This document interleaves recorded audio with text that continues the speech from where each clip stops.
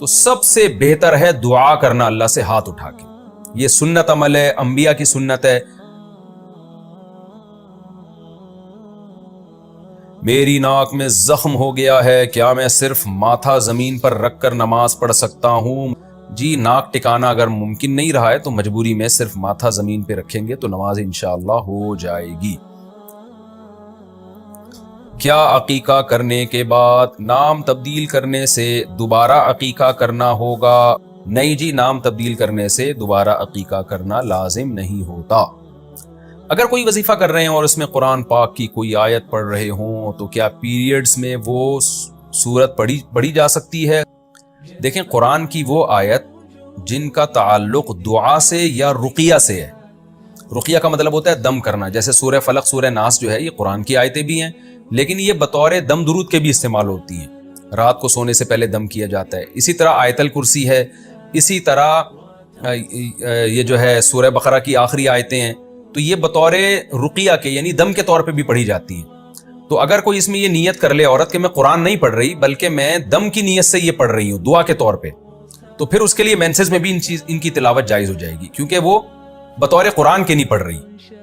اسی طرح قرآن میں جو دعائیں ہیں جن میں دعا کا مضمون ہے، ربنا آتنا فی الدنیا حسنہ، یہ والی دعا ہے، اور بہت ساری دعائیں ہیں، تو کوئی دعا کے نیت سے اگر کوئی خاتون ان دعاؤں کو پڑھتی ہے تو حیض کی حالت میں بھی جائز ہے. لیکن وہ نیت کرے کہ میں تلاوت نہیں کر رہی بلکہ میں بطور دعا کے پڑھ رہی ہوں یا بطور دم کے پڑھ رہی ہوں، تو پھر جائز ہے. اسی طرح کوئی وظیفہ بھی ہے جس کا کوئی خاص مقصد کے لیے پڑھا جا رہا ہے، تو وہ وظیفہ بھی اگر جو ہے وہ تلاوت کی نیت سے نہ ہو اور صرف اس کے مخصوص الفاظ ہوں، انہی کو بار بار ریپیٹ کیا جا رہا ہے بطور رقیہ کے، تو وہ بھی حالت جنابت میں بھی اور حالت حیض میں بھی پڑھنا جائز ہے، لیکن اس میں پھر تلاوت کی نیت نہ کرے. میں نے عمرہ کیا تھا، جب عمرہ ختم ہوا تو 15-20 منٹ، یہ کسی خاتون نے پوچھا، تو 15-20 منٹ بعد ماہواری محسوس ہوئی. اب پتہ نہیں کہ عمرہ کرنے کے دوران شروع ہوئی تھی یا عمرہ پورا کرنے کے بعد. اس صورت میں مجھے کیا کرنا چاہیے؟ دیکھیں، فقہ کا قاعدہ ہے جو فقہاء نے قرآن و حدیث سے نکالا ہے کہ الحادث یضاف الی اقرب الاوقات. جب آپ کو پتہ ہی نہیں ہے کہ مینسز شروع کب ہوئے تو قریب ترین وقت کی طرف لوٹایا جائے گا. تو چونکہ عمرہ کرنے کے 15 منٹ کے بعد آپ نے دیکھا کہ مینسز آ رہے ہیں تو یوں ہی سمجھا جائے گا کہ یہ عمرہ کرنے کے بعد شروع ہوئے ہیں، جب تک کہ اس کی 100% یقینی دلیل نہ ہو کہ یہ عمرے سے پہلے شروع ہو چکے تھے. تو اس لیے آپ کا عمرہ الحمدللہ کمپلیٹ ہو گیا. اور ویسے بھی مینسز کی حالت میں صرف طواف کرنا ناجائز ہے، سعی پھر بھی جائز ہے.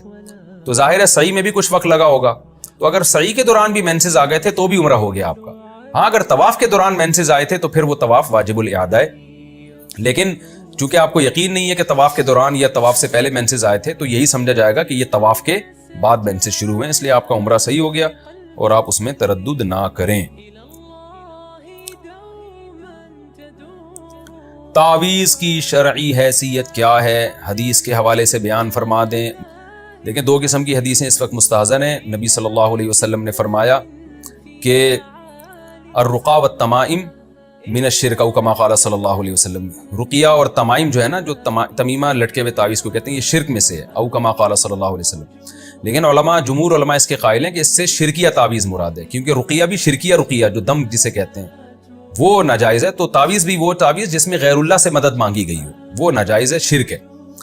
تو ویسے تعویذ کا استعمال فی نفسی ہی جائز ہے، اس شرط کے ساتھ کہ اس کا مضمون شرکیہ نہ ہو، یعنی غیر اللہ سے مدد نہ مانگی گئی ہو. نمبر 2، اس میں جو آیت لکھی ہو یا کوئی بھی عبارت لکھی ہو اس کا مفہوم واضح ہو. ایسے جو یوں ہی کیڑے مکوڑے بنا دیتے ہیں، تو یہ تعویذ کا استعمال اگرچہ شرک نہیں لیکن ہے بہرحال حرام، یہ ناجائز ہے. تو مضمون اس کا واضح ہونا چاہیے، چاہے حروف ابجد میں واضح ہو، جن کو حروف ابجد والی زبان آتی ہے ان کو پتا ہو کہ کیا لکھا ہوا ہے، یا واضح طور پر کوئی آیت لکھی ہو، دعا لکھی ہو جس کا مفہوم واضح ہو، یعنی پتہ چل رہا ہو کہ اس میں کوئی شرکیہ بات نہیں ہے. تو یہ تو ہو گیا مسئلہ تعویذ کا کہ فی نفسی جائز ہے، لیکن شریعت میں ترغیبی عمل نہیں ہے. یہ نبی صلی اللہ علیہ وسلم کی صحیح حدیث ہے، آپ نے فرمایا میری امت کے 70,000 لوگ ایسے جنت میں داخل ہوں گے جو بغیر حساب کتاب کے، اور انہیں آپ نے ان کا بھی تذکرہ کیا جو تعویذ کا استعمال نہیں کرتے ہوں گے. علامہ نووی رحمہ اللہ نے لکھا ہے کہ اس سے وہ تعویذ مراد ہے جو جائز تعویذ ہے، یعنی اس میں شریعت نے ترغیب دی ہے کہ جائز تعویذ بھی استعمال نہ کرو. اس لیے کوئی بھی کام جب کیا جائے نا تو سب سے بہتر ہے دعا کرنا اللہ سے ہاتھ اٹھا کے. یہ سنت عمل ہے، انبیاء کی سنت ہے. حضرت یونس علیہ السلام نے مچھلی کے پیٹ میں لا الہ الا انت سبحانک انی کنت من الظالمین کا وظیفہ تھوڑی پڑھا تھا، انہوں نے تو اللہ سے دعا مانگی تھی. سب سے افضل عمل ہے کہ دعا کی جائے اور اس بیماری کو دور کرنے کے اسباب یعنی علاج اختیار کیا جائے. اس کے بعد دوسرے درجے میں ہے تعویذ، لیکن لوگ تعویذ کو ترجیح دیتے ہیں، دعا کو پیچھے لے جاتے ہیں. تو جن کا اللہ پہ اعتماد اور توکل ہے وہ دعاؤں کو فوکس کرتے ہیں، وہ تعویذ گنڈوں کو فوکس نہیں کرتے.